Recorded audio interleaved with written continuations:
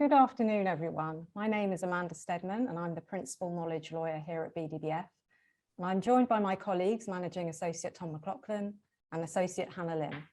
And today we're going to look at 5 key issues facing employers in 2022, and we'll also round up some other important changes in the pipeline. We're going to speak for about 45 minutes today, and after that there'll be some time for Q&A, which will be optional, and that part of the session will not be recorded. We're presenting in webinar format today, which means that the best way for you to ask any questions is to type them into the Q&A box at the bottom of the page. You can ask questions anonymously if you prefer, and you should also be able to see questions asked by other delegates. And if you've been planning to ask the same question, then you can simply upvote the question, and questions with the most upvotes move to the top of the list, and we'll answer as many of those as we can at the end of the webinar.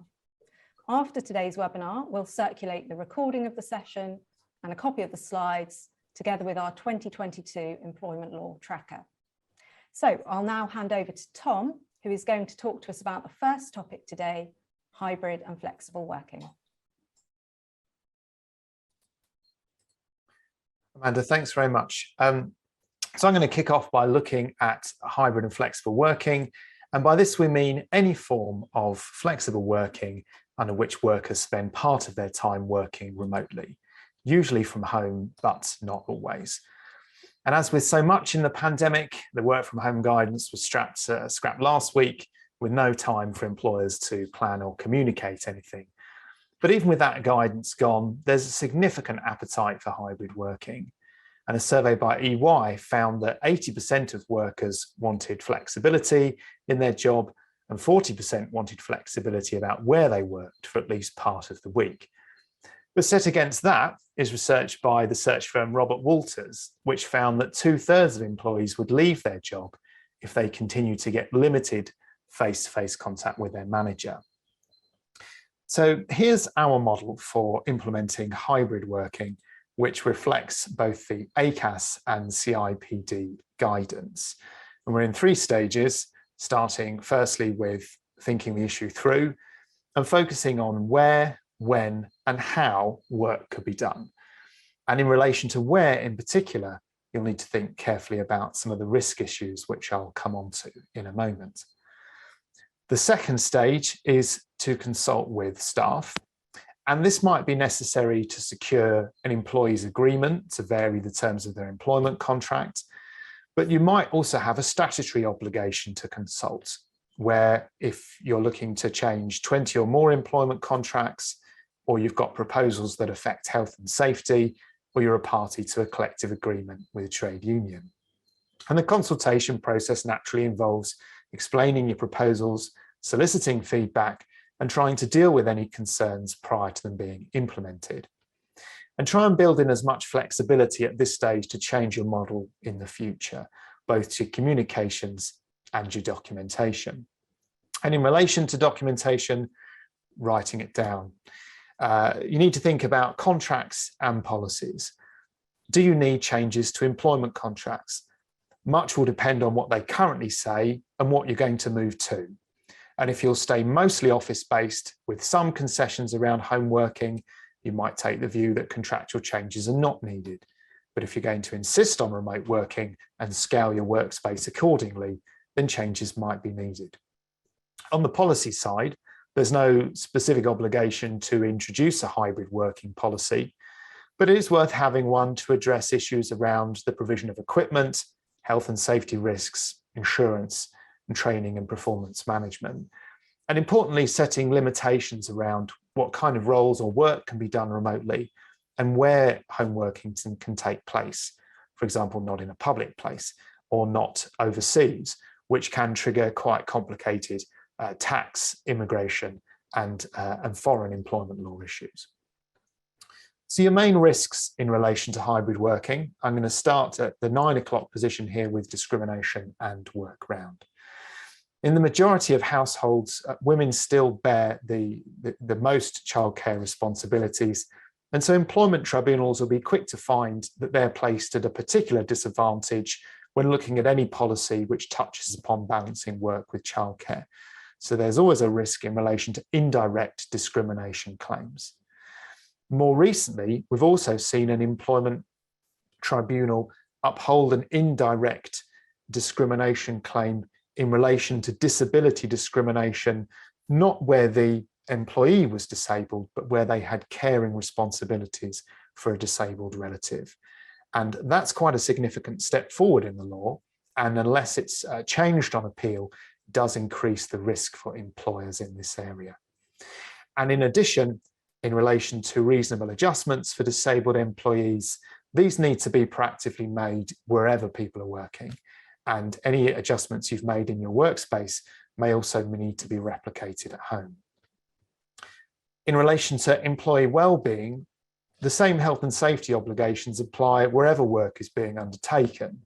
And so ensuring that workers have a healthy and safe working environment through regular risk assessments and check-ins is important, as well as managing mental health issues that can flow from hybrid working, including loneliness and isolation, and managing the blurring of boundaries between home and work, since working from home is also living at work. And it's important to train managers to ensure that they're able to spot signs of poor well-being and overwork. In purple now, performance and monitoring, and wherever staff are working, they need to be given the same access to opportunities for training, development and promotion. And implementing electronic monitoring of employee performance brings with it very specific data protection obligations around assessing the impact of monitoring and communicating with employees.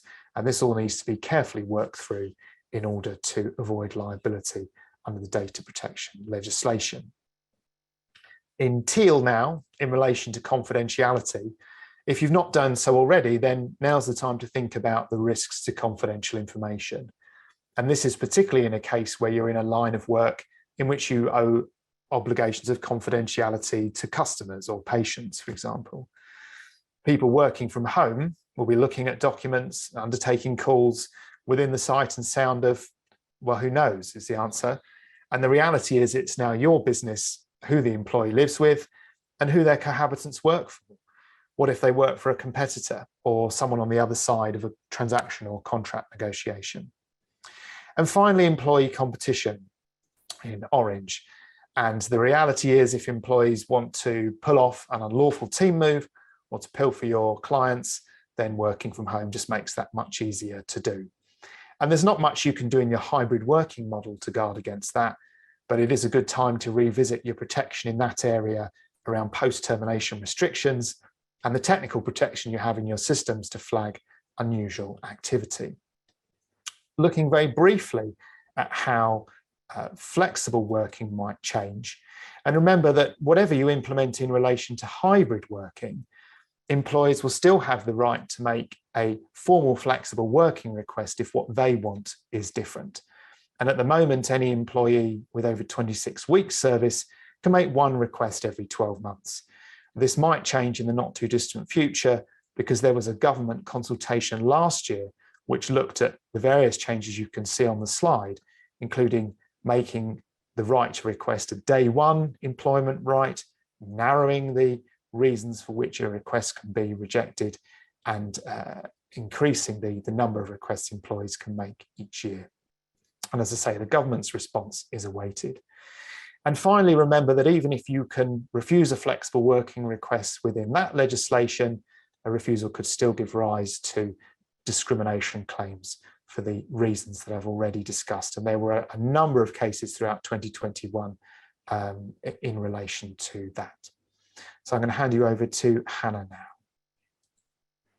Thanks, Tom. I'm going to speak to you about workplace harassment. Firstly, I'm going to give you an update on an important case in this field from the last year that you should know about, and then I'll talk you through the reforms that are on the horizon this year. So you'll be familiar with the position that a worker who has been harassed can sue not only the individual perpetrator, but also the employer on the basis that they are liable for the actions of the perpetrator. An employer has a defence to such a claim if it can show it has made all reasonable steps to prevent such harassment happening. So this leads me on to the next slide and the first case I want to speak to you about. So the reasonable steps defence is a defence that employers can use to defend claims that they are liable for the discriminatory actions of their workers. And to be able to rely on it, you need to show that you have taken all reasonable steps to prevent your workers from doing such actions. So those reasonable steps usually will include having things like well-drafted equal ops policies, anti-harassment and bullying policies, ensuring that your workers are aware of those policies and that they actually understand them, providing equality training to your workers. That might include additional training for people with management responsibilities. And of course, if you have a complaint, deal with it quickly and effectively, and also, if appropriate, take disciplinary action. In this recent case of Allay UK Limited against Gehlen, the Employment Appeal Tribunal said that an employer could not rely on the reasonable steps defence, even where it had a policy in place and they delivered staff equality training. So what happened in this case? Mr. Gehlen was an employee of Allay, and he complained to a manager that another employee had made racist remarks to him on a regular basis throughout his employment, and the manager took no action. So Mr. Gehlen sued Allay in the tribunal for harassment, and Allay sought to rely on this reasonable steps defence, pointing to the fact that they had equal opportunities and anti-harassment and bullying policies in place, and they'd also trained their staff. However, the training had been delivered about 20 months prior to Mr. Gehlen working for Allay, and the training had actually only contained one slide on harassment. At the tribunal stage, they rejected the defence on the basis that the training had become stale after the 20 months and had ceased to be effective. And at the appeal stage, the Employment Appeal Tribunal also dismissed Allay's appeal. In the decision, the EAT made some interesting observations on how training should be assessed. So they said that training, it is important that the length and depth of it is there, and that brief and superficial training is unlikely to have a substantial effect in preventing harassment, and that thoughtful and forcefully presented training is more likely to be effective and have a longer shelf life. And that in relation to training being refreshed, when or if it becomes clear that harassment is still occurring in your workplace, that may well be when you refresh it. So the key takeaway points for us are: make sure that your equalities policies and training are of a high quality and that you update them regularly. And in terms of frequency, we'd recommend that your policies are updated and circulated to staff every year, and you should ideally roll out training annually. And also, additionally, at any point that it becomes clear that the training has ceased to be effective, for example, because someone has claimed of harassment. And as a sort of general rule of thumb for you to take away here, the better quality the training, the longer the shelf life, meaning longer training intervals may be appropriate in certain cases. And as a sort of separate takeaway to this point, Mr. Gehlen in this case could have constructively unfairly dismissed himself. Another recent EAT case tells us that if an employee constructively unfairly dismisses themselves in response to an act of harassment, then the unfair dismissal itself could also be an act of harassment. So the next and final area on this topic I want to take you to is on the next slide, are the reforms in this area that will be coming into force, we think, this year. So in July 2021, the government published its response to an earlier consultation on sexual harassment in the workplace, and it committed to making some important changes to harassment law. So we've popped these onto your slide, and the first one here is the mandatory duty to protect workers from harassment and victimisation. So we've just looked at the reasonable steps defence in Gehlen and discussed what's expected of you if you wish to rely on it. But really the bottom line is that there is no legal obligation on you to take those steps at all. The government now have confirmed that they are going to introduce this legal duty on employers to take proactive steps to prevent sexual harassment. So in practice, this would actually compel you to take the kinds of steps that we've just discussed. The Equalities and Human Rights Commission will be asked to develop a statutory code of practice that will explain the steps that you need to take to prevent harassment. But we are currently waiting on the draft legislation and that draft code to actually understand any more of the finer details on that. So the next change is this liability for third-party harassment, which also raises stakes for you, which also potentially leaves you on the hook for harassment of your staff by third parties, so people like your customers and your contractors. The government has said that they will take this forward and that legislation will be introduced when parliamentary time allows. So the precise scope of the protection, we just don't know. And we're not really sure how this will dovetail with the mandatory duty to protect workers from harassment. And the last change that you've got on your slide is the increase in the time limit for bringing discrimination claims. So the government has not yet gone as far to extending the time limit, but it has committed to closely looking at extending the time limit in future. So currently, there's a 3-month time limit for bringing claims of discrimination or harassment in the employment tribunal, subject to rules and ACAS and tribunal judge discretion or it being just and equitable. That short time limit can be a barrier to justice, particularly in sexual harassment claims, where the trauma experience may delay an individual's efforts to actually pursue a claim. So interestingly, despite the fact that this has not been extended yet, the response does say that if the time limit is extended in future, it will be extended for 6 months, and it will be for all claims under the Equality Act, so it will not just be harassment. So if we get to the point where they take this forward, this will provide victims of harassment with more time to consider whether they want to pursue a legal claim. And it means that employers are on the hook for claims for a much longer period of time. So what can you do to limit your exposure? On the next slide, in due course, you will need to benchmark the steps you already take to prevent harassment against the proposed new statutory code of practice and guidance when they are available to show you are doing enough. For most employers, it should not require any drastic changes to what you already do. And we would envisage that the steps you see on your slide are what you should think about. And you may also want to get ahead of the game and do some of these now. I won't go through all these with you. You will get the slides, you will have this. And I think we've mentioned most of these sort of in passing already. However, one point I will mention is putting in place methods to detect harassment, including third-party harassment. That could be things like having informal one-to-ones, having sickness return to work meetings, exit interviews, or having some kind of anonymous reporting system like you might do for whistleblowing. So I will now pass you to the next slide and on to Amanda, who's going to speak to you about menopause in the workplace. Thanks, Hannah. So I'm going to talk to you now about proposals to enhance the position for menopausal workers and some of the steps that you might wish to take now to get ahead of the curve. Before I start, I should add that this will be a bit of a whistle-stop tour of menopause at work. If you're keen to take a deeper dive, we will be running a webinar a little later in the year dedicated to just this topic. So do keep an eye out for that invitation when it lands in your inbox. So moving on to the next slide, you'll probably know that the menopause refers to the stopping of the menstrual cycle for 1 year or more. And in the UK, the average age for that to happen is 51. What's perhaps less well known is that the symptoms of the menopause may be experienced in both the years leading up to it and in the years following it, and those are known as the perimenopause and the postmenopause phases. And the result is that the average, I stress average, menopause journey spans a 10-year period, beginning at around age 46 and ending at around age 55. Now, the symptoms experienced will be different from person to person and may change over time.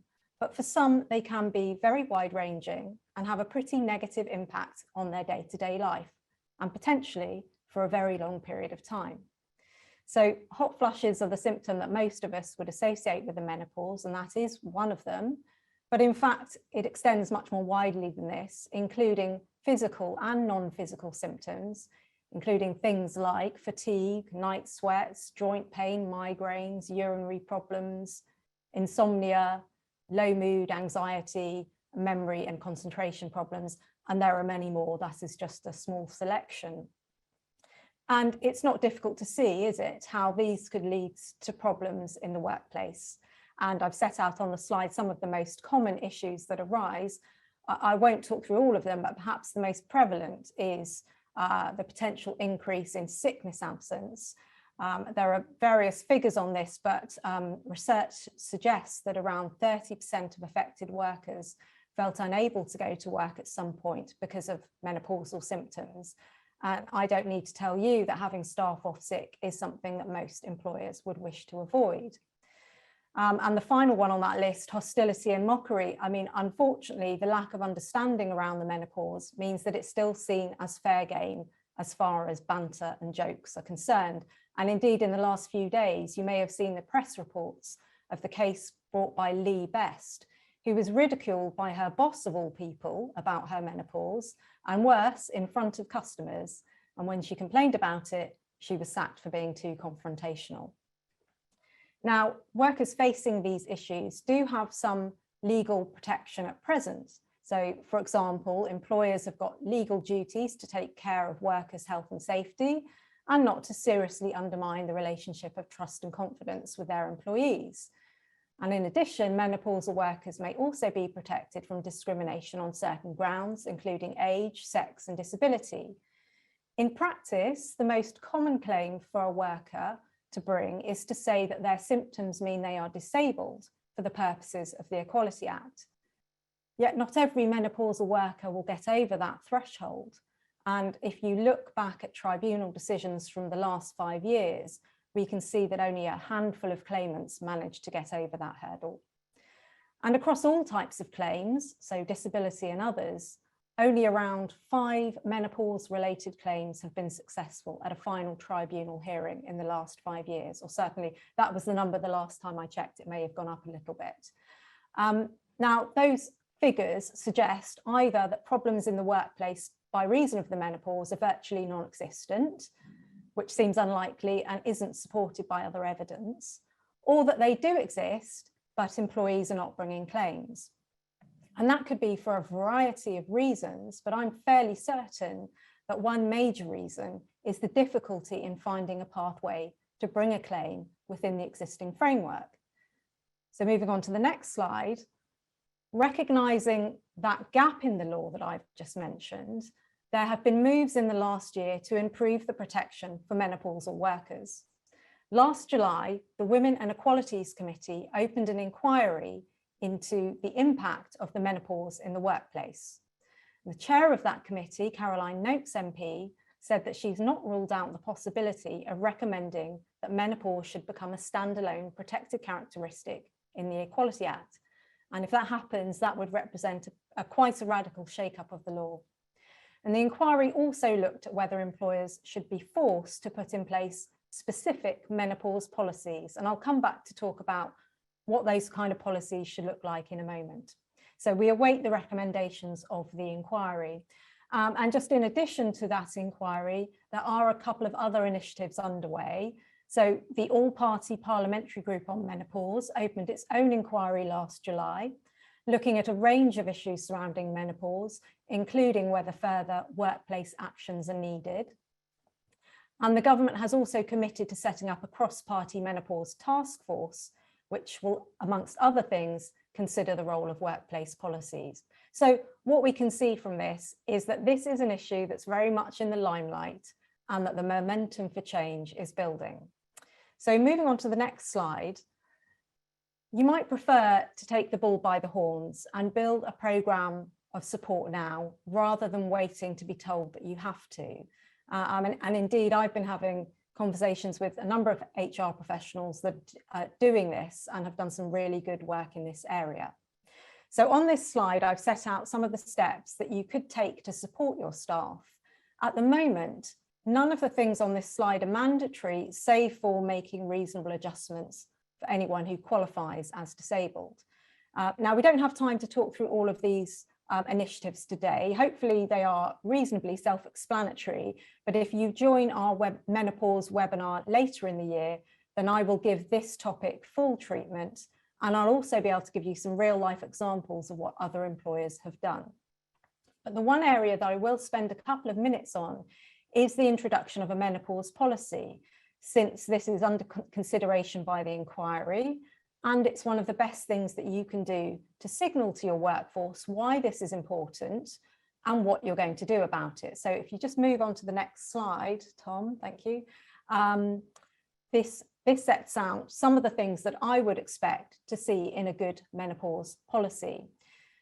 So first of all, combat the lack of understanding in this area by explaining exactly what the menopause is, including the peri and post-menopause phases that I mentioned, and also explaining who it affects. You can also set out the range of symptoms that may be experienced. It's also a good idea to encourage affected workers to be open in conversations with managers, occupational health, and HR.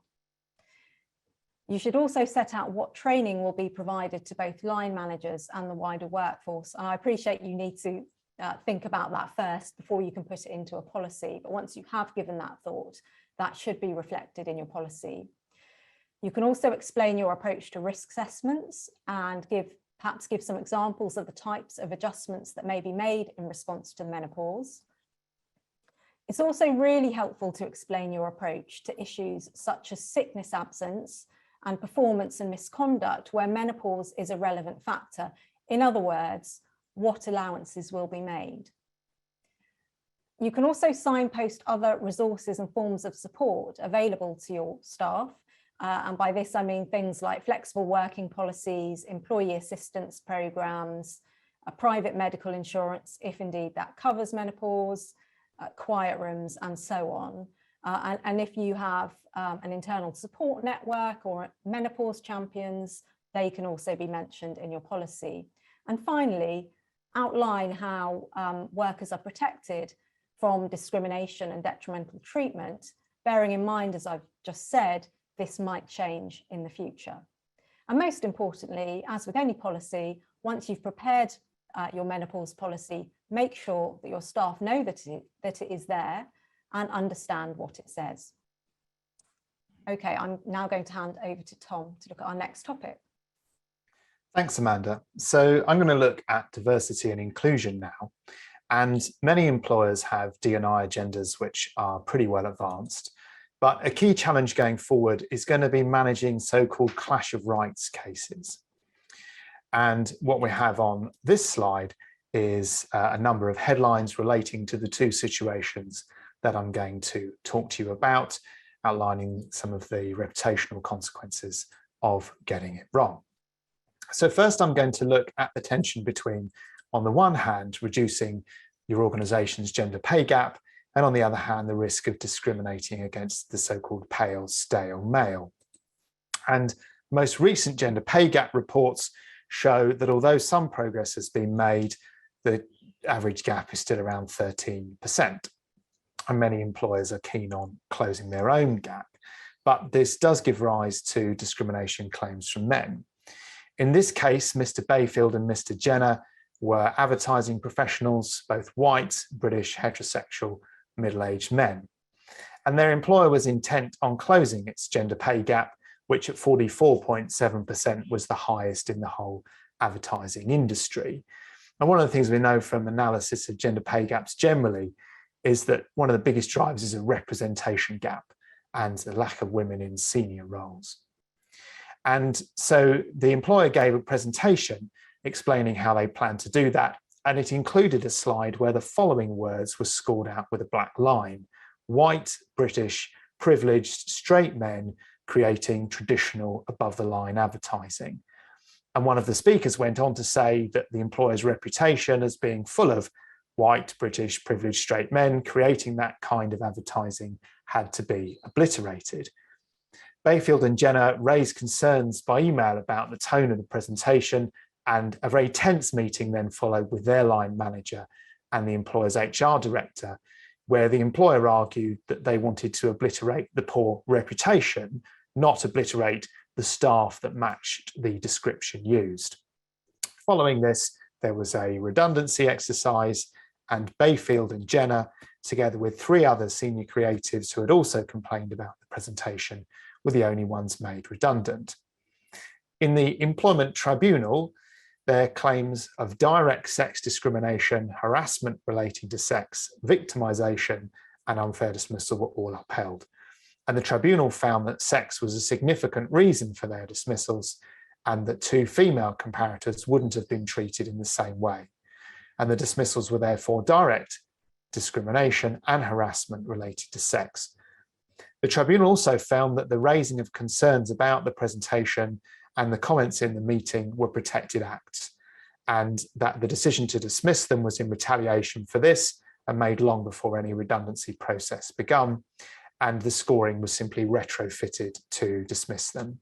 And the dismissals were therefore unlawful victimisation, as well as being communal garden unfair dismissal. And we understand the employer is appealing the outcome.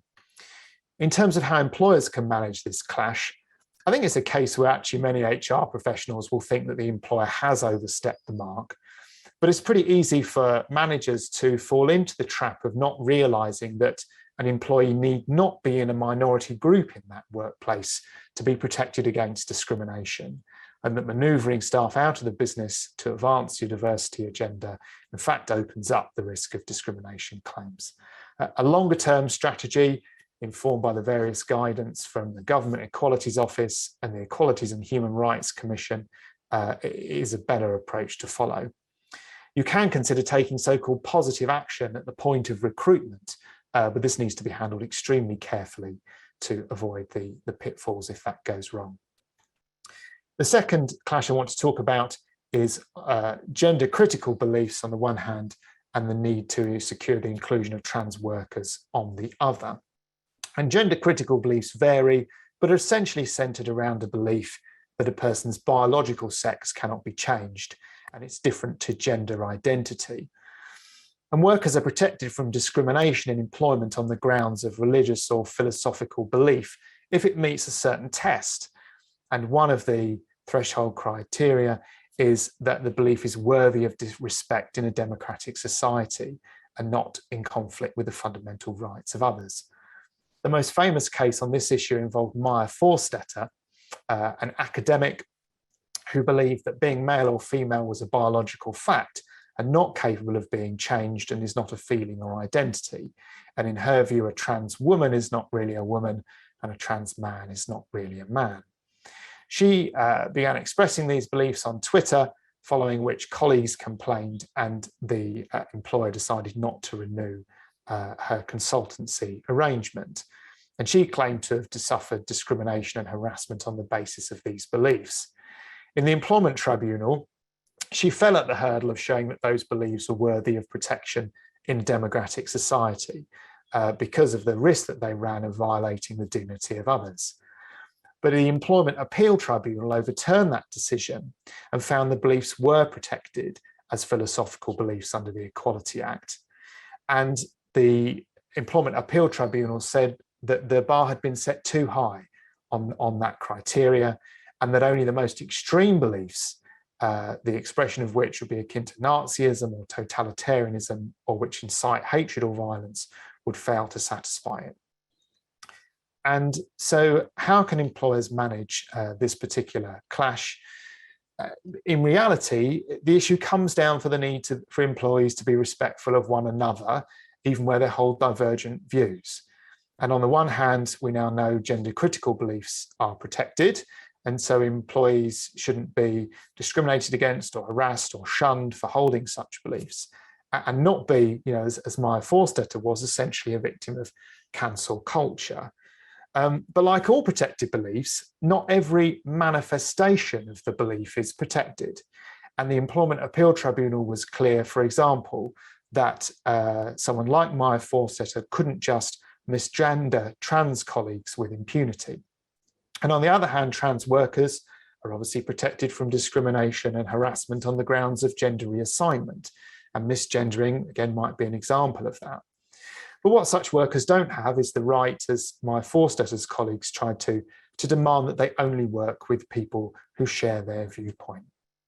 And it's an issue that comes down to the need for employers to set standards of behaviour, to follow up with disciplinary action when they're not met, and to ensure that you have clear policies, which you might wish to amend in relation to this particular issue, and to deliver the high quality training which Hannah spoke about.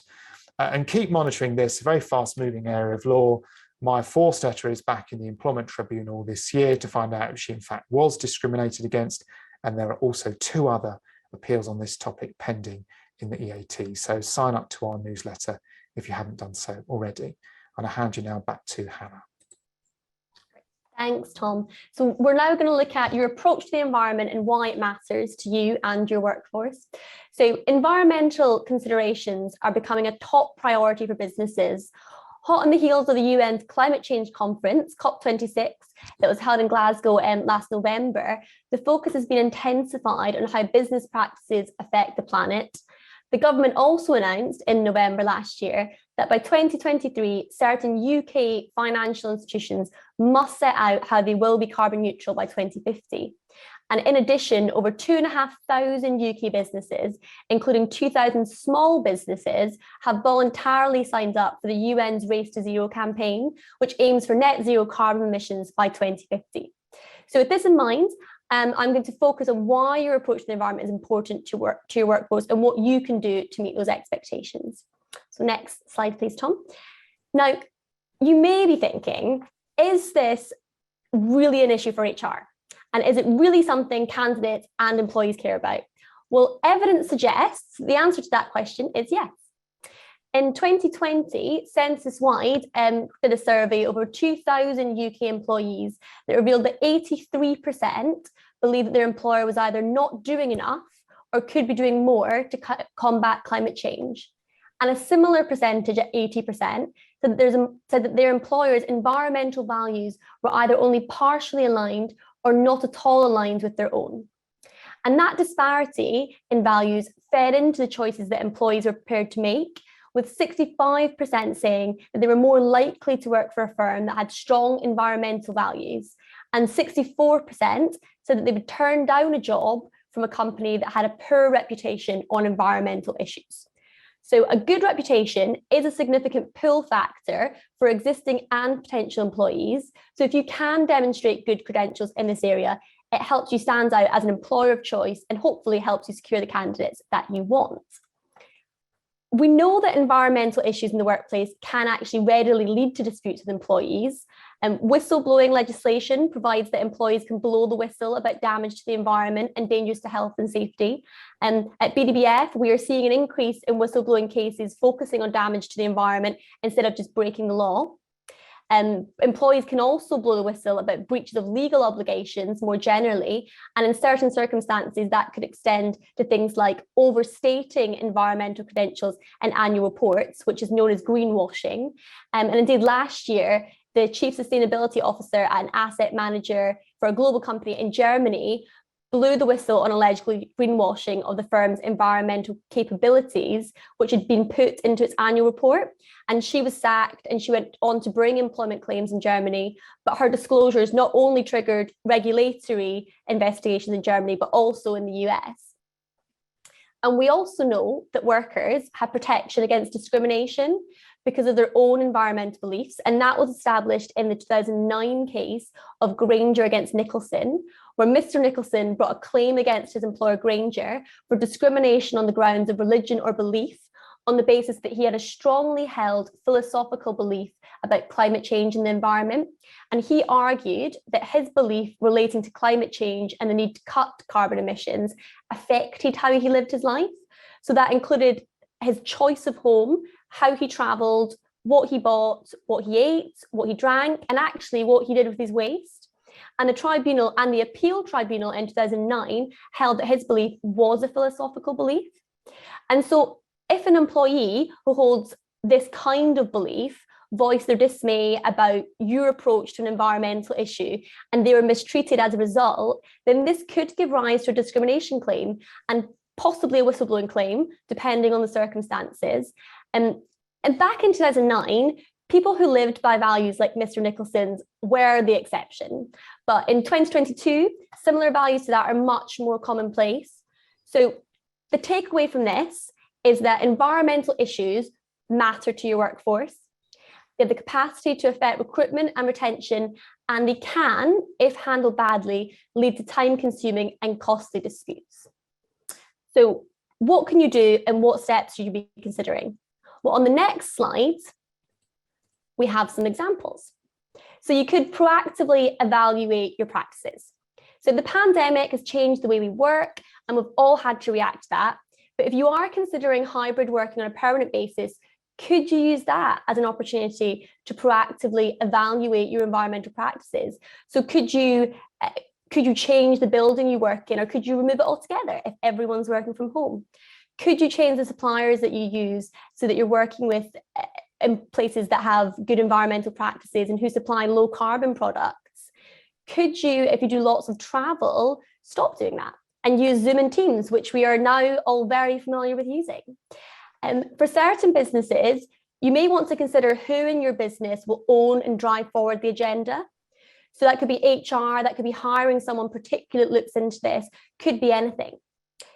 Communicate your values and actions to your staff. So tell people about what you do, put it on your website, talk about it in your staff briefings, and ensure that your managers, when they're conducting interviews, are very well versed on the company's activities in the area. And amend your contracts of employment and indeed your staff handbook and your policies. So last year, the Chancery Lane project, which is a collaboration of lawyers developing ambitious contractual clauses designed to help fight climate change, published a set of template climate and net zero clauses that are for use in contracts of employment and staff handbooks.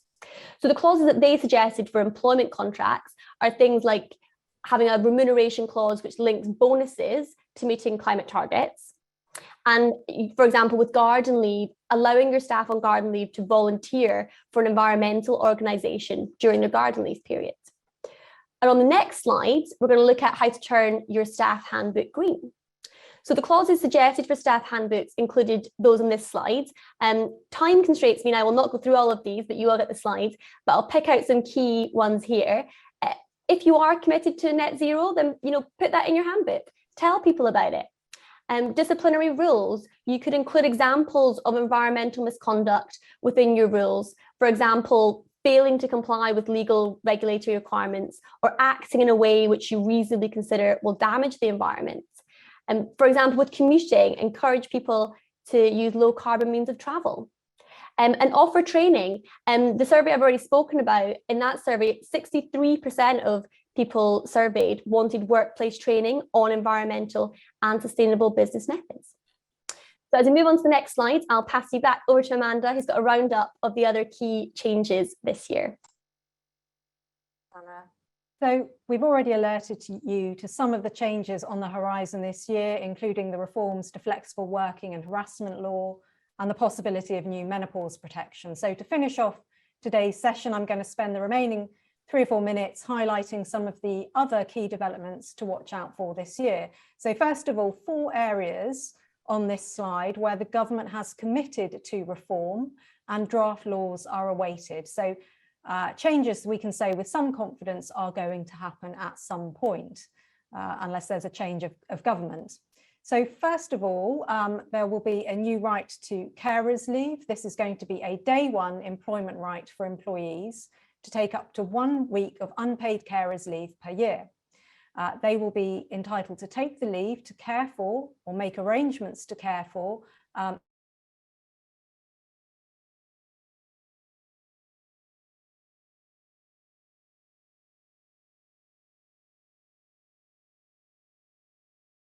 dependent who had physical or mental illness or injury, a disability. It's not designed for responding to short-term or emergency care needs for which other forms of leave remain available. There'll also be a new day 1 right for employees to take 1 week's leave for each week that their baby is in neonatal care, up to a maximum of 12 weeks. The leave's only available to parents of babies who are 28 days old or younger and who are admitted to hospital for care for a period of a week or more. There will also be a right to statutory pay for this leave, but that won't be a day 1 right. We understand it will be linked to length of service. So for both of those new forms of leave, you should consider putting in place a written policy in due course, explaining what the rights are, whether you will enhance them, and how employees can go about taking the leave. The next one on the slide is redundancy protection. So as you'll know, the current position is that women on maternity leave have priority for suitable alternative vacancies in redundancy situations. The government plans to extend this protection to pregnant employees from the point that they tell you they are pregnant and for 6 months after they return to work. So that could span a maximum period of up to 27 months, which is a big increase from the current 12-month maximum period of protection. And note also that the return of protection will also apply to those returning from adoption and shared parental leave. So when this change comes in, you'll need to ensure that any relevant policies are updated, but importantly also that your managers who are in charge of redundancy processes are trained on the impact of this change. And the final one on the slide, back in October 2019, the government committed to introduce legislation that would ensure that confidentiality clauses, also known as NDAs, don't stop individuals disclosing allegations of harassment or discrimination to certain external groups, and that the limitations of any NDA are made clear, and that the employee receives legal advice on the term before signing up to it. So when that change comes in, you'll just need to make sure that any NDA complies with the new rules. And moving on then to the next slide, just 3 other areas just to have on your radar. These are areas where change might happen, but where no firm commitments have been made. So the first one, back in 2020, the government launched a consultation on proposals for limiting or potentially even banning the use of post-termination non-compete clauses in employment contracts. That consultation closed at the end of February last year. We're still waiting for the government's response.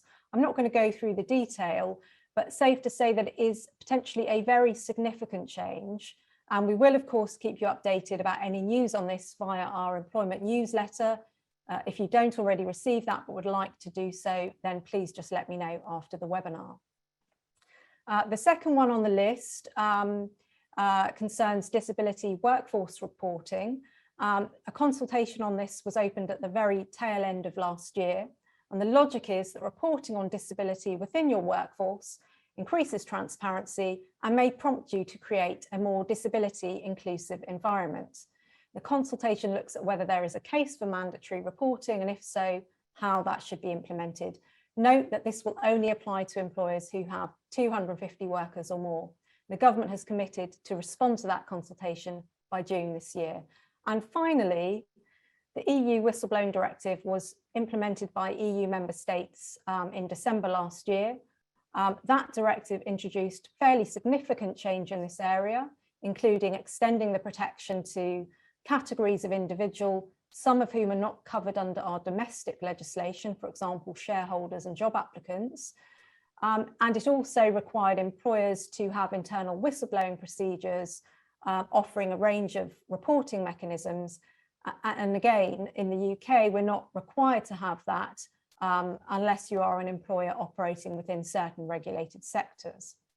Now, under the Brexit deal between the UK and the EU, we've agreed to continue to strive to increase our respective labour and social levels of protection, but ultimately we are free to depart from post-Brexit EU employment law such as this, and indeed we haven't aligned yet.